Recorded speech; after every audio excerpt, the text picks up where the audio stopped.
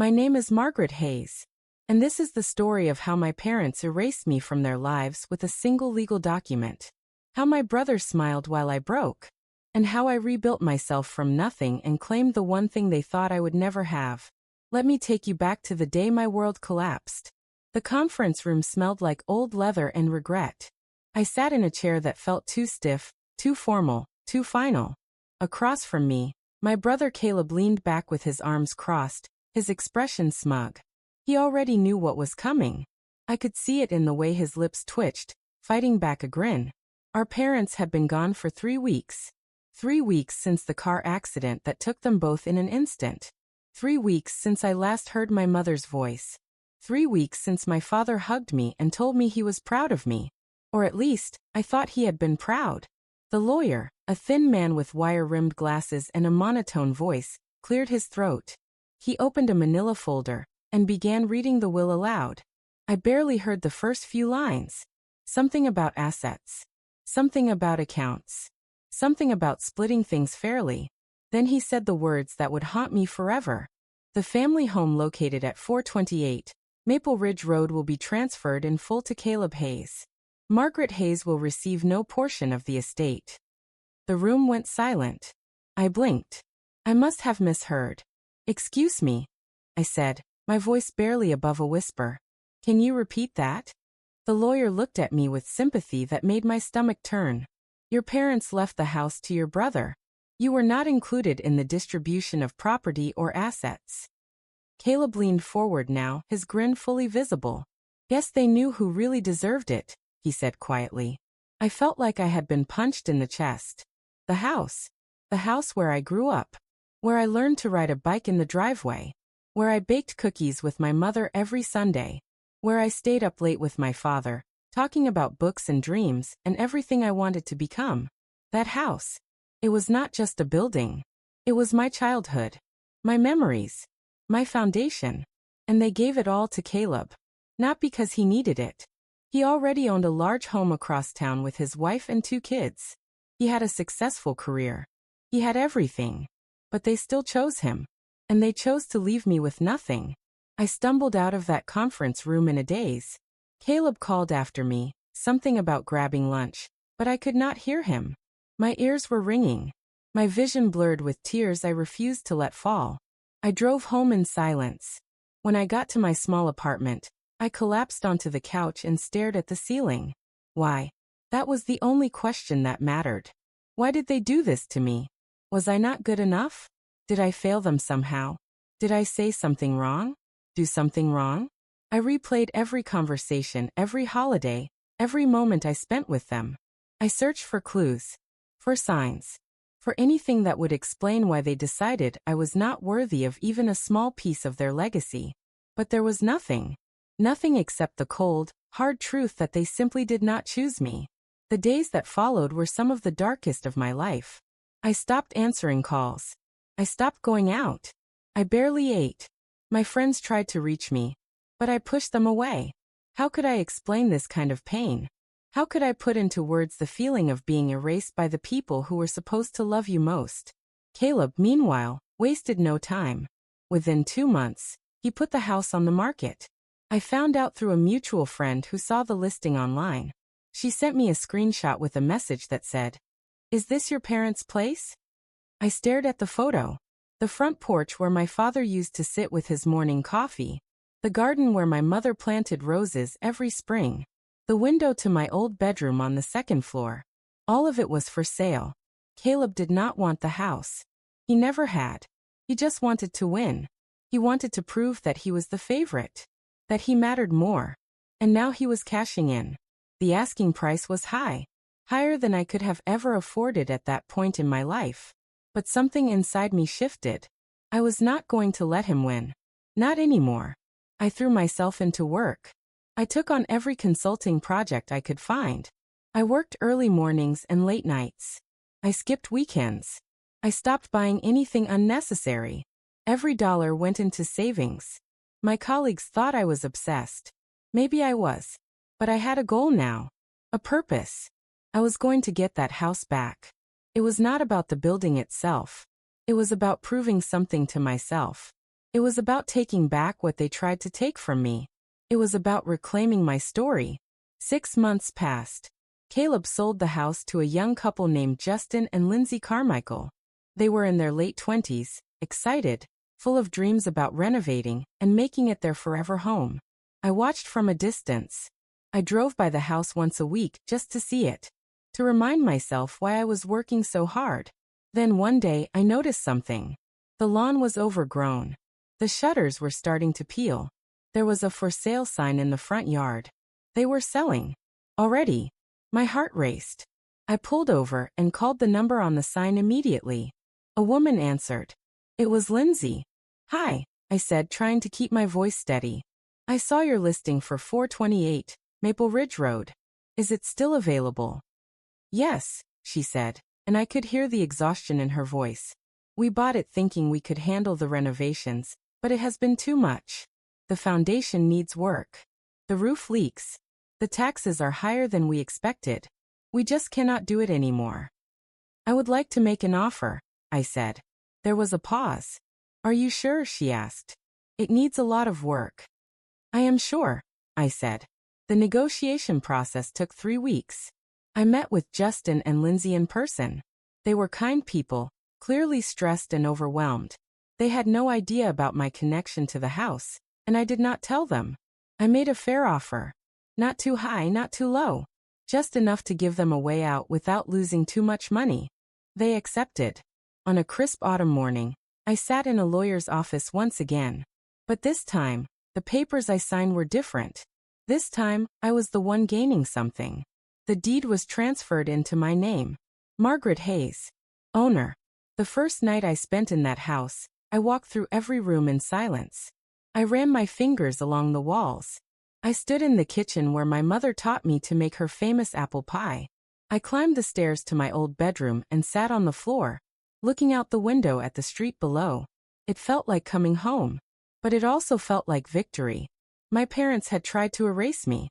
They had chosen my brother over me without explanation, without mercy. But I had rewritten the ending. I had taken control of my own story. It took a few weeks before Caleb found out. I was outside one Saturday morning, watering the roses in the front garden. The same roses my mother had planted years ago. I had spent weeks bringing them back to life. I heard a car pull up. I looked up and saw Caleb stepping out of his SUV, his face pale. He stared at me like he had seen a ghost. "What are you doing here?" he asked. "I live here," I said calmly. "You what?" "I bought it. From the couple you sold it to. They needed to sell, and I needed a home. It worked out perfectly." His jaw clenched. "You are kidding." "No," I said, turning back to the roses. "I am not." He stood there for a long moment, his fists balled at his sides. "This is insane," he muttered. "You are insane." "Maybe," I said. "But it is my house now. Legally. Officially. Completely." He did not have a response to that. He got back in his car and drove away without another word. Over the next few months, I poured my heart into restoring the house. I fixed the foundation. I replaced the roof. I repainted the walls in the colors my mother loved. I refinished the hardwood floors. I planted new flowers in the garden. Every nail I hammered, every wall I painted, every room I brought back to life. It was all an act of defiance. An act of love. An act of reclaiming myself. One evening, I stood in the living room and looked around. The house was beautiful again. Better than it had been in years. And it was mine. I had done this. Not my parents. Not my brother. Me. I walked over to the mantel above the fireplace, where my parents used to keep family photos. I had replaced them with something else. The title deed, framed in polished wood.